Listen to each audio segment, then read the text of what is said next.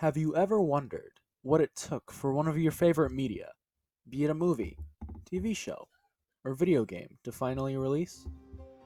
The answer is a lot of blood, sweat, tears, and concept art. And looking through the earlier concept art for Skylanders, it's safe to say that there's some interesting history.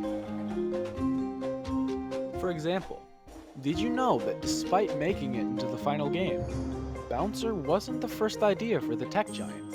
In fact, it wasn't a machine at all. Here, take a look at these four giants in their final designs. These are the characters you've come to know and love while playing these games. Now, look at them in their original designs.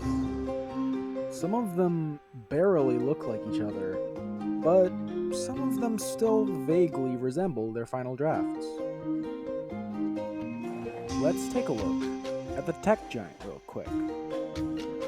Bouncer was who we ended up with for our tech giant, but it wasn't always this way. Because before his final design, there were a few ideas that the design team came up with, including this white and gold prototype with bullhorns. Another design idea for the tech giant was an Archean war machine titled Dark Archean, with a Gatling gun attached to its left hand. But if you look back far enough, the first idea for the tech giant was a giant dinosaur with a giant Gatling cannon on its back. This concept wouldn't be scrapped forever though, as it would be revisited 2 years later for Trap Team. After a size change, several different weapon ideas, and many long hours of character design, we can see that this art is the basis for Chopper.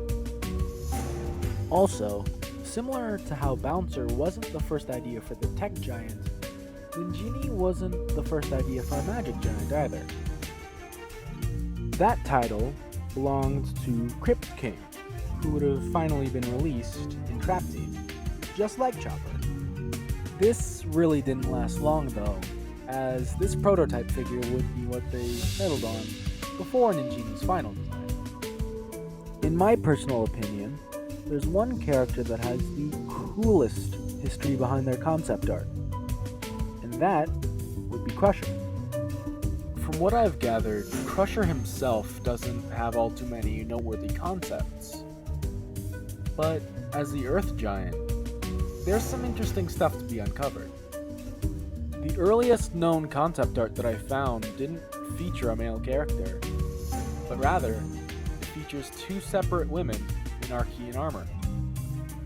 That's not what's so interesting though, because about 2 years after this concept was drawn for Giants, it was reused as an inspiration for Golden Queen's design in Trap Team. It wasn't reused just once though, as giving the design team 2 more years would allow for another new character to be created for Imaginators. That character being Barbella. So, this single illustration is very likely responsible for 3 entire Skylanders characters.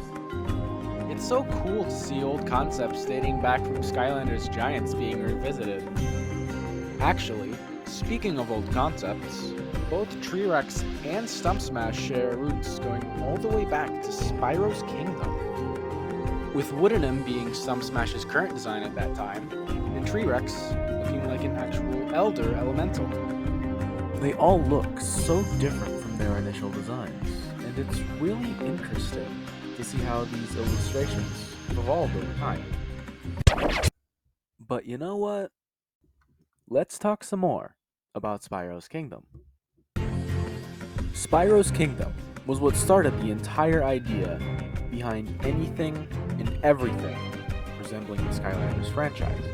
I could go on for hours by talking about what I found out about Spyro's Kingdom, but I'll give that its own video sometime in the future, and give you some smaller details for now.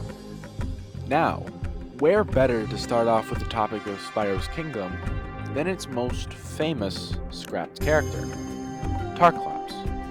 Tarklops also known as Cyclops Snail or Cyclops Slime, was the Spyro's Kingdom character prototype for what would eventually become Zap. He's ironically remembered because of his status as a forgotten character, and because of the glue pad. He's gone through a handful of concepts, such as his shelled concept, his basic concept, and this very low quality concept where he kind of looks like Krang from Teenage Mutant Ninja Turtles. Also, I found that last Tarklops design on some concept art for an entire Spyro's Kingdom world map. This map includes some ideas, such as dual element gates, which would later be implemented into Swap Force with dual elemental gates. But if you look around at some of the areas on the map, you'll notice that there are two elements that the early Skylanders games are very unfamiliar with. This, along with many other scrapped character designs on this map, sharing said familiar elements. And this is rock-solid evidence that the light and dark elements were planned to be in the game at the very start. Looking at all of this concept art just goes to show how much goes into creating any select piece of art. Your favorite movies, TV, and video games are no different.